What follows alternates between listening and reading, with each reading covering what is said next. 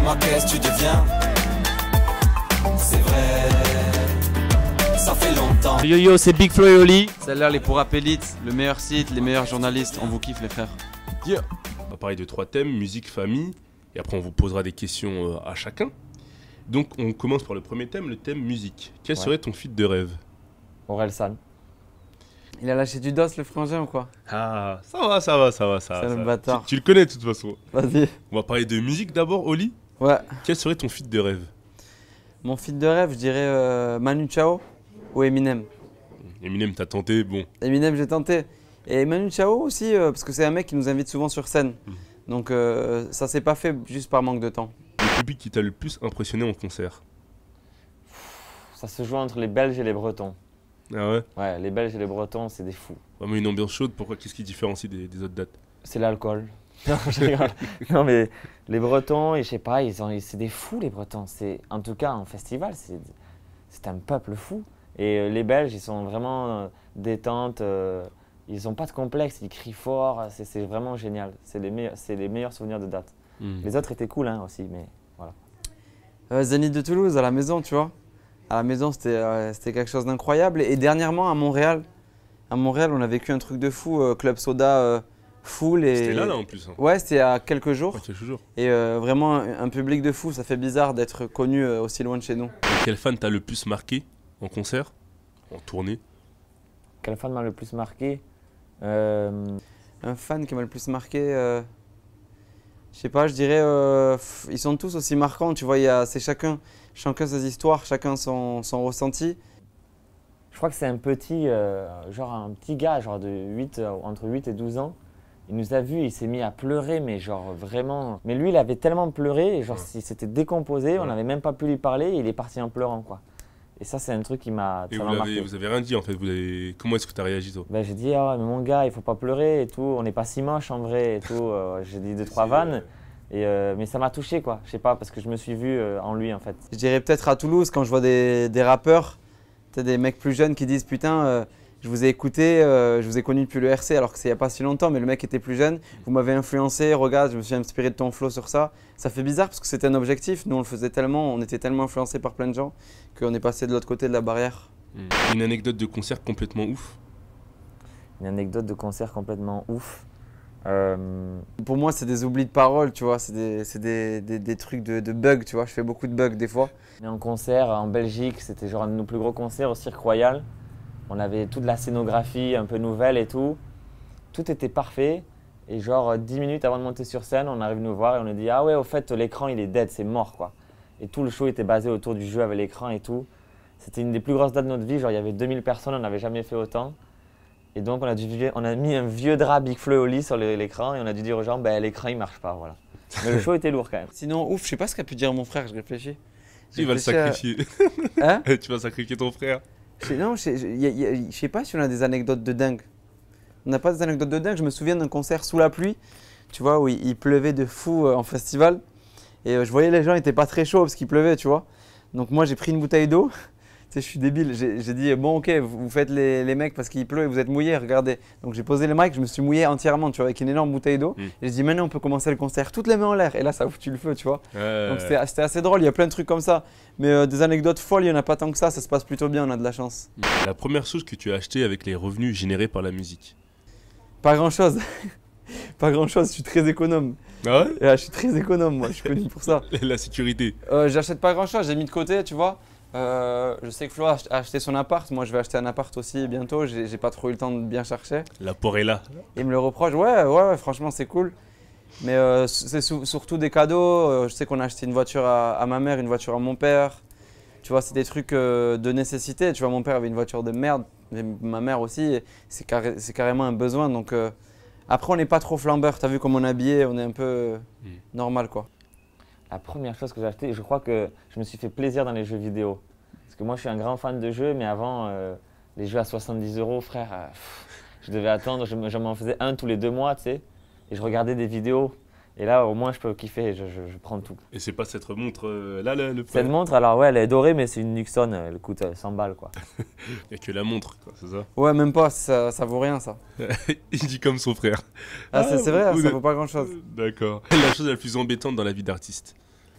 Plus embêtant, c'est Ah, c'est les photos, c'est un peu relou quoi.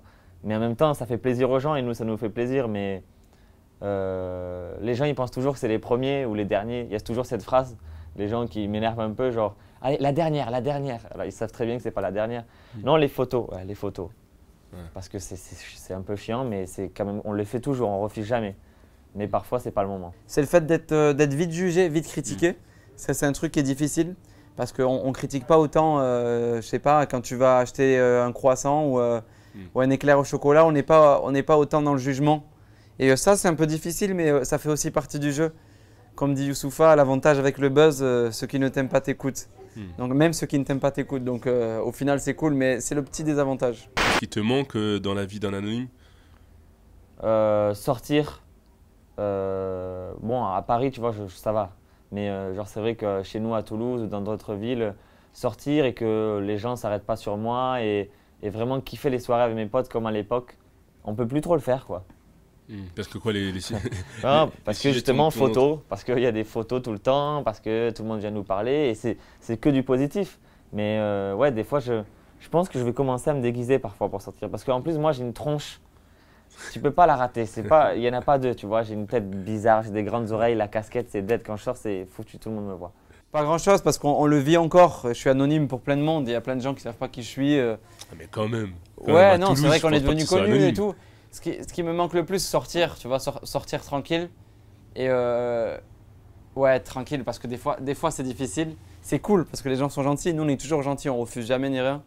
Mais c'est vrai que quand tu viens de t'embrouiller, je sais pas, avec ta mère, avec ta meuf, avec un pote, que tu sors, que tu en discutes, tu racontes l'histoire à un pote et qu'il y a un mec qui vient t'arrêter bourré ou qui demande lâche-moi un freestyle, c'est un peu dur. Mais en même temps, c'est comme ça. Et il y avait le chanteur des Zebda, je sais pas si tu vois qui c'est à Toulouse, qui m'avait dit frérot, si t'es de mauvaise humeur, si t'es triste, je m'en souviendrai toute ma vie de cette phrase, reste chez toi.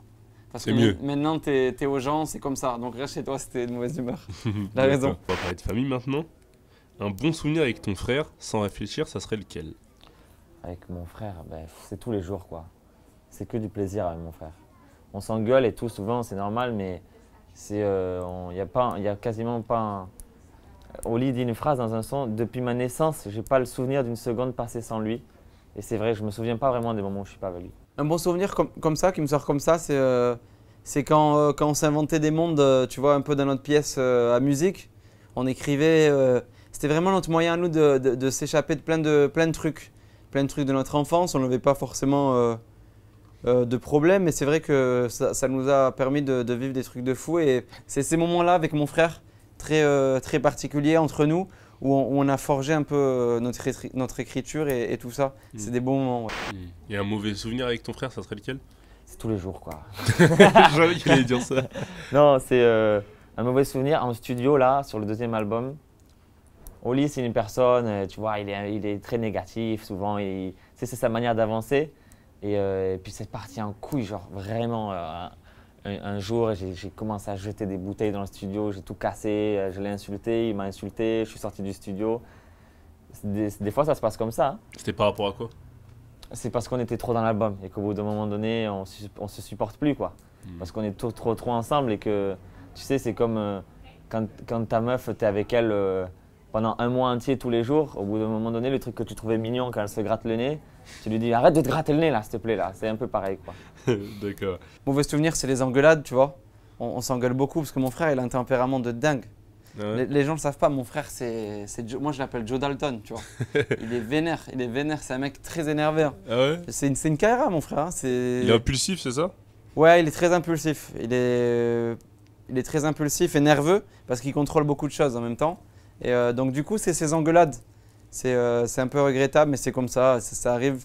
Et par exemple, pour le morceau Dommage, on venait de s'engueuler de dingue, c'est-à-dire qu'il avait pris la voiture, il était parti du studio et tout. Et quand il est rentré, on a fait le morceau Dommage. Donc au final, ça a du bien des fois. Ouais, T'as vu, je trouve toujours du positif. Ça peut servir à la créativité, ok, d'accord. Une anecdote dans ton enfance ou dans ton adolescence avec ton père qui t'a marqué à vie? Mon père, c'est un personnage atypique, vraiment. C'était un artiste, c'est un mec complètement fou et c'est un mec qui nous a toujours éclatés. Et je sais pas, il y en a tellement, il nous a fait tellement rire en voiture, il faisait semblant d'avoir des accidents. Le matin, Le matin, il organisait des matchs de catch sur le lit où il faisait l'arbitre. Il venait nous voir en slip et il nous faisait des danses. Tu vois, c'était ce genre de daron, quoi.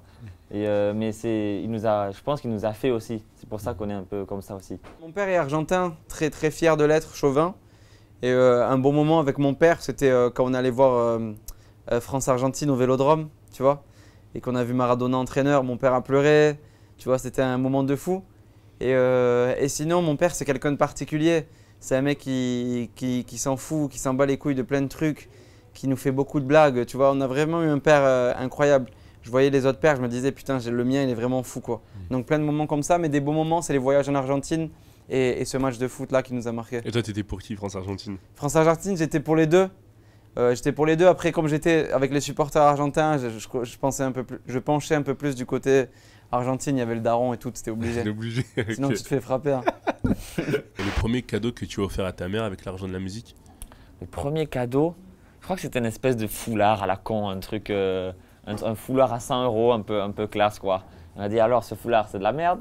Et on lui a offert ça, mais là on leur a offert le gros truc qu'on a fait, on leur a offert une voiture chacun. Et c'était une grande fierté parce qu'on a des voitures pourries depuis notre enfance, quoi. Et là ça fait plaisir, quoi. Le beau cadeau, c'est la voiture, tu vois. Ça, c'est une fierté.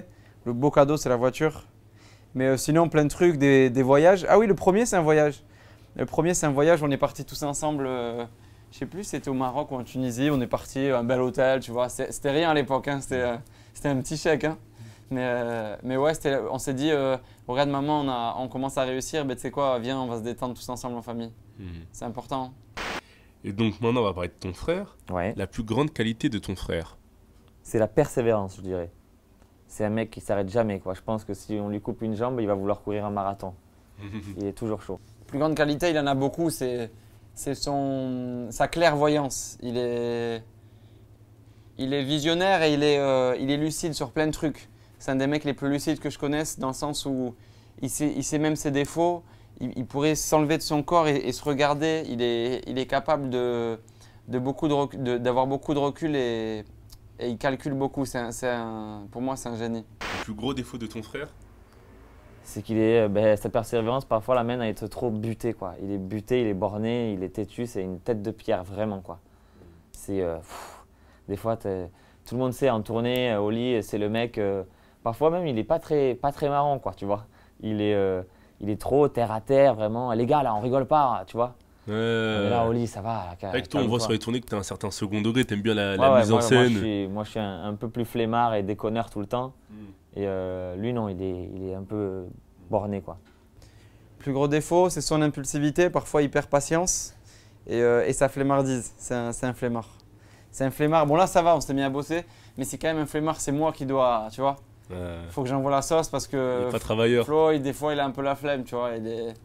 Genre, se lever le matin et tout, moi aussi. Mais moi, des fois, je mouille plus le maillot. Flo, il est un peu flemmard. Et pourtant, même dans le rap, parfois, il est flemmard. C'est-à-dire que Flo, il pourrait être encore meilleur sur certains trucs. Déjà qu'il est très fort, mais encore meilleur sur certains trucs. Mais il se dit, je m'en balais. Il se dit, je m'en fous. Je lui dis, mais tu veux pas rajouter un flow là? Tu es capable de faire des trucs. Il me fait, non, moi, ce qui compte, c'est le texte, que les gens me comprennent, tac. Et du coup, ça nous crée des désaccords parfois. Il est un peu flemmard, même dans le rap, tu vois. Le plus maladroit avec les femmes? Ah, c'est tous les deux. Alors ça, j'espère qu'il dira la même chose, mais on est mauvais avec les femmes. Plus maladroit avec les femmes, je vais accuser mon frère. Je pense que ça va mieux maintenant, on a grandi un peu et tout. Mais alors là… On est tous les deux, on n'est pas des… Maintenant, ça y est, tu vois, mais on a eu du mal, tu vois. On est, comme beaucoup, on est timide, très timide. Même d'en parler, j'en parle rarement des femmes, tu vois. On est timide, mais là, on est tous les deux en couple, ça se passe bien, tu vois. C'est pas facile avec nos emplois du temps. Je pense que nos vies ont fait de nous des gens maladroits avec nos meufs. Les pauvres, c'est vraiment pas facile pour elles, vraiment, c'est chaud. Vraiment zéro, quoi. Zéro À ce point. moment-là, tu as une anecdote? J'en ai pas. L'anecdote, c'est que j'ai vraiment pas eu beaucoup de meufs dans ma vie.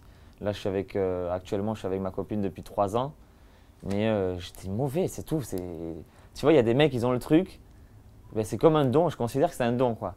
Et ben moi, je l'avais pas du tout, quoi. Je comprends rien aux femmes, en fait. Toi, la séduction, c'est pas ton truc. Non. Toujours, tu vas faire une bourde, en fait. J'ai rien compris au jeu de séduction, moi. Tu sais, je suis le genre de gars qui dit, bah, moi, je te kiffe bien, tu me kiffes bien, on y va. Alors que ça marche jamais comme ça. Tu sais, le coup de fuis-moi, je te fuis et tout. Tu sais, mes potes qui étaient bons avec les meufs, ils leur disaient, bah, casse-toi alors.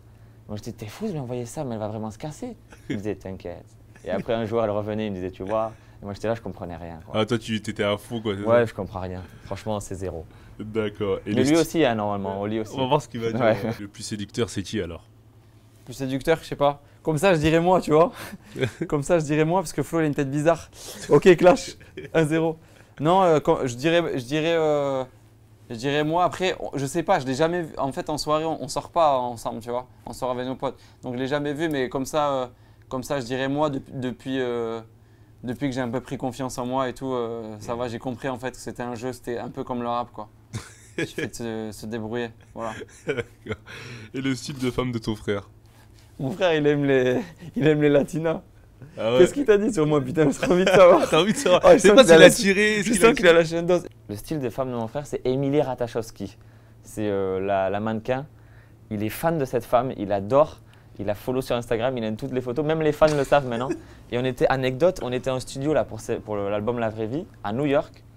Et là d'un coup, je le vois, il devient pâle. Je dis, qu'est-ce qu'il y a, frère? Il me fait, frère, il y a Émilie Ratajkowski là, dans le centre-ville à New York. J'y vais. Il s'est barré du studio, il a pris un taxi, il est allé là où elle était. Il n'a même pas pu prendre de photos parce que le garde du corps, il a refoule, mais il a vu en vrai. Ah, Donc je pense que c'est le genre de fille comme ça, un peu grande, fine. C'est une expérience de fou pour lui.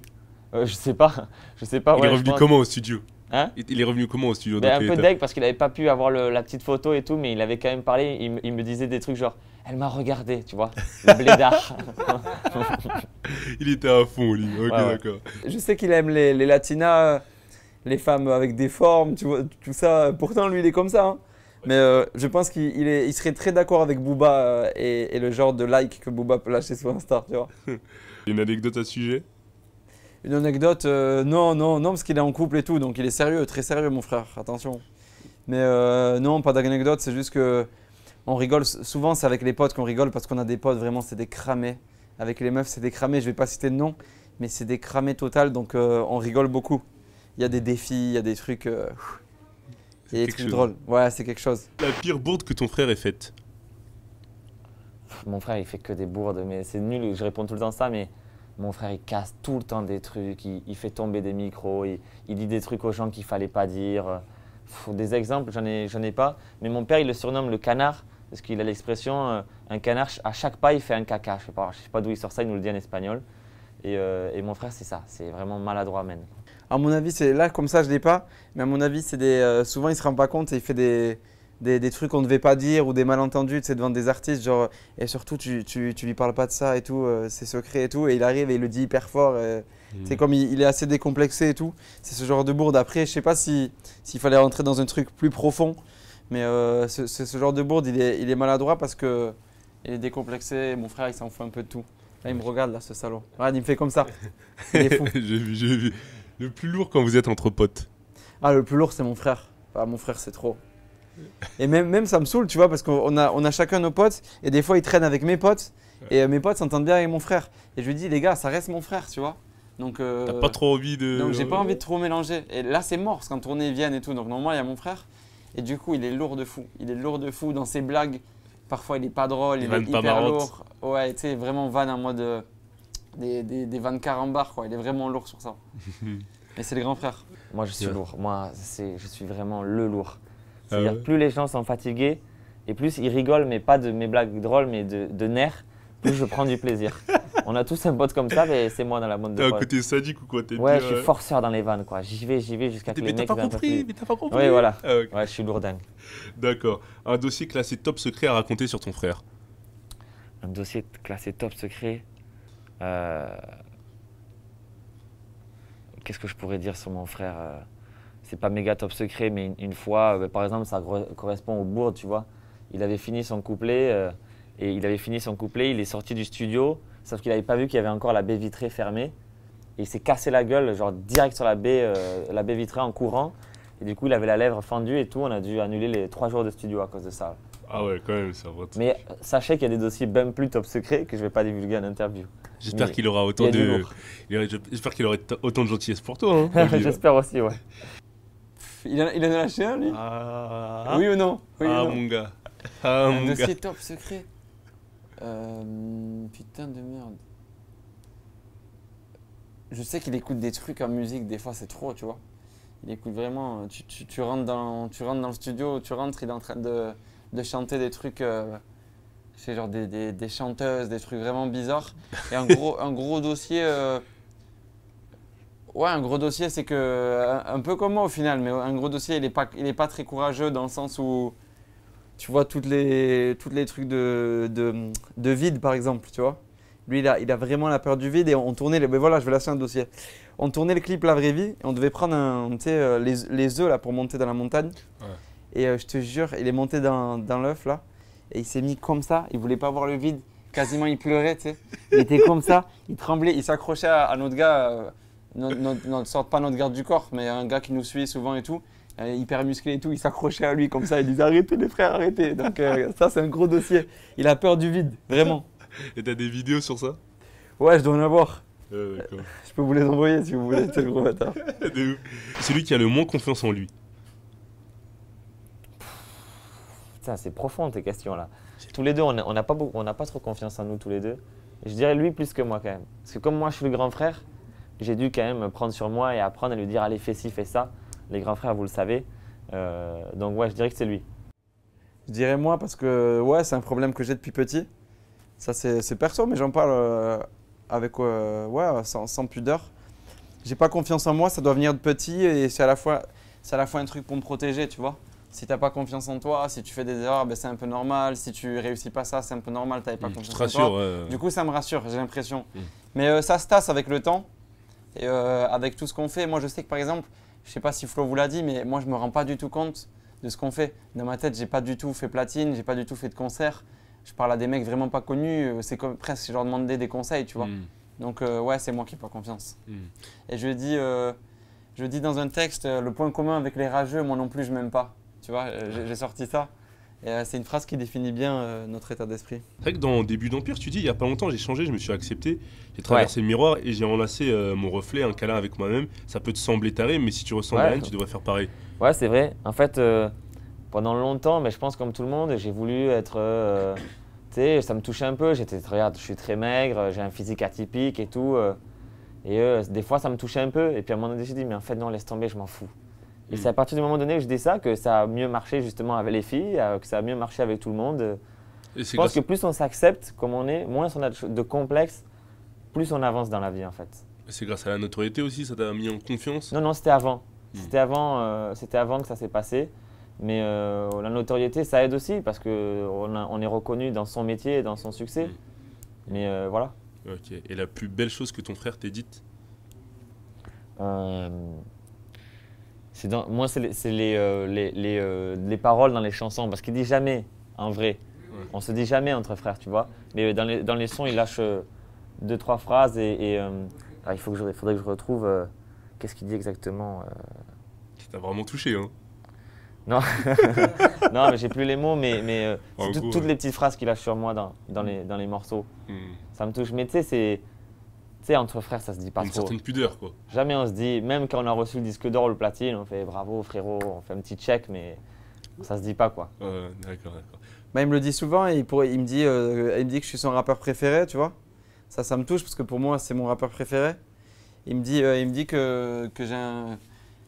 Il me dit pour moi t'es le meilleur, tu sais quand je rappe et tout ça motive, ça touche tu vois de toute façon on se le dit pas beaucoup, on se dit pas beaucoup des preuves d'amour mais on se le prouve, on a vraiment un truc fort moi et mon frère, on a un truc quasiment de frères jumeaux qui est au-delà de juste être frère, il y a un truc qu'on ne comprend pas, même nos parents ne comprennent pas ce qui s'est passé, on est vraiment très soudés et le plus gros truc qu'il m'a dit c'est des trucs par rapport à la musique.